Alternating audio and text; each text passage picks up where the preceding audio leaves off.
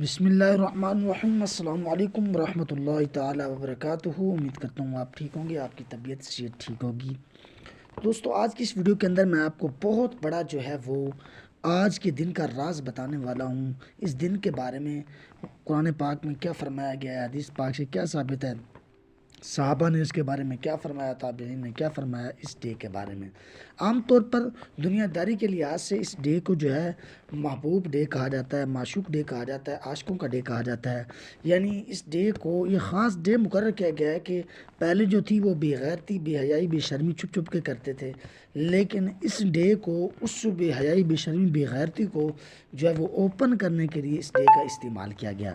تو دوستو، بات یہ ہے کہ محبوب ڈے منانا کیسا ہے، اس بارے میں ہم بات کریں گے، کیونکہ اس بارے میں ہم سب کو جاننا ضروری ہے، کیونکہ ہماری کچھ ایسی غلطیاں ہوتی ہیں جس کے کرنے سے جو ہے وہ ہم گناہ میں چلے جاتے ہیں، لیکن ہمیں پتہ تک ہی نہیں چلتا۔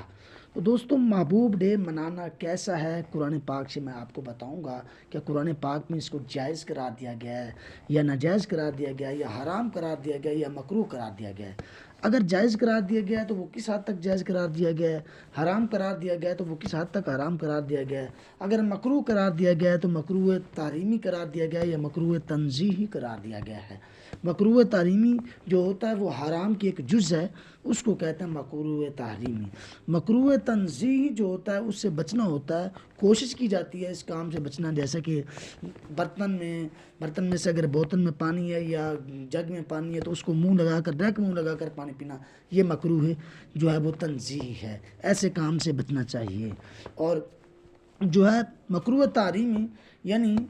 جانور کے بعض اعضاء میں سے کچھ حصہ ایسا ہوتا ہے جس کو کھانا مکروہ تحریمی ہوتا ہے۔ تو مکروہ تحریمی جو ہے وہ حرام کی ایک جز ہے،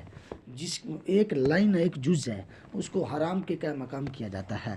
جائز تو بالکل یہ ہے ہی نہیں،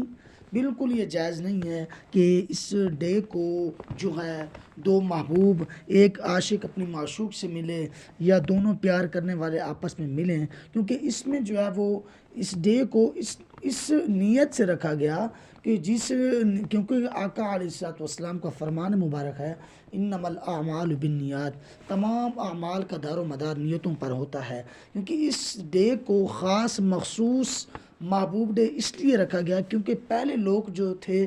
وہ چھپ کر آپس میں اگر کسی سے محبت کرتے یا جو معاملات ان کے ہوتے تو وہ چھپ کر ملتے تھے، لیکن یہ ڈے ان کے لیے خاص قرار دے دیا گیا کہ اس ڈے کو آپ شریعام بھی مل سکتے ہیں، جس کی وجہ سے جو ہے وہ بے حیائی اور غلط کاموں کا اندیشہ ہوتا ہے اگر اس ڈے کو منایا جائے تو۔ اس میں قرآن پاک میں اس سے منع کیا گیا ہے، کیونکہ اس میں جو ہے وہ بہت سی ایسے کام ہیں جو درست نہیں ہیں، جائز تو یہ بالکل نہیں ہے۔ اور مکروہ سے پہلے مکروہ ہوتا ہے مکروہ تحریمی، مکروہ تنزیہی، اور یہ ڈے منانا، اس میں کیک کاٹنا یا اس کے علاوہ کوئی اور سسٹم کرنا، یہ ایک سالگرہ کی شاخ ہے۔ یہ سالگرہ جس طرح حرام ہے اسی طرح یہ بھی حرام ہے، سالگرہ بھی جائز نہیں ہے، کیونکہ اس میں فضول خرچی کی جاتی ہے اور یہ انگریزوں کے نام پر اس کا استعمال کیا جاتا ہے، انگریزوں نے اس کا نام رکھا ہے۔ قرآن پاک میں سالگرہ کا ذکر نہیں ہوا اور نہ ہی محبوب ڈے کا ذکر ہوا ہے، اگر ہوا ہوتا تو علماء اس کے بارے میں بالکل بتا دیتے۔ تو یہ انگریزوں کا ڈے ہے جس سے بے حیائی اور غلط کام پھیلتے ہیں اور جس کی وجہ سے انسان کے معاشرے میں جو ہے وہ بہت زیادہ خرابی لائق آتی ہے، جس کی وجہ سے اس کو حرام قرار دے دیا گیا ہے۔ اس کام سے بچنا چاہیے، جس طرح سالگرہ منانا حرام ہے اسی طرح یہ بھی منانا حرام ہے۔ تین ڈے جو ایسے ہیں جن کو قرآن پاک نے حلال قرار دیا ہے، دو قربانی کے ڈے، ایک جو قربانی بکرے والی قربانی ہوتی ہے وہ، نمبر 2 کے جس کو ہم عام زبان میں میٹھی جو ہے وہ عید وغیرہ کہتے ہیں، تو اس ڈے کو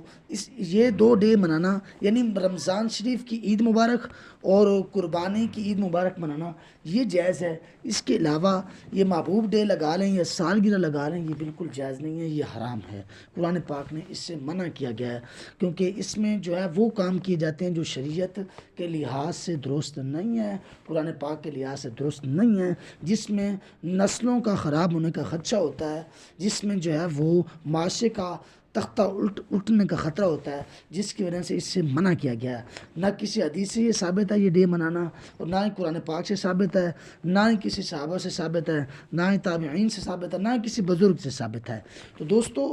اللہ تعالیٰ سے دعا کیا کریں، اور میں دعا کرتا ہوں کہ اللہ پاک کی ذات ایسے کام سے بچائے جو اللہ اور اس کے رسول کے نزدیک جائز نہ ہو۔ دوستو امید کرتا ہوں آپ کو یہ میری چھوٹی سی ویڈیو پسند آ گئی ہوگی۔ پسند آئی ہو تو سبسکرائب کر دیجیے گا، لائک کر دیجیے گا، شیئر کر دیجیے گا، اور اپنا بہت سارا خیال رکھیے گا۔ ملتے ہیں آنے والی ویڈیو میں، تب تک کے لیے خدا حافظ۔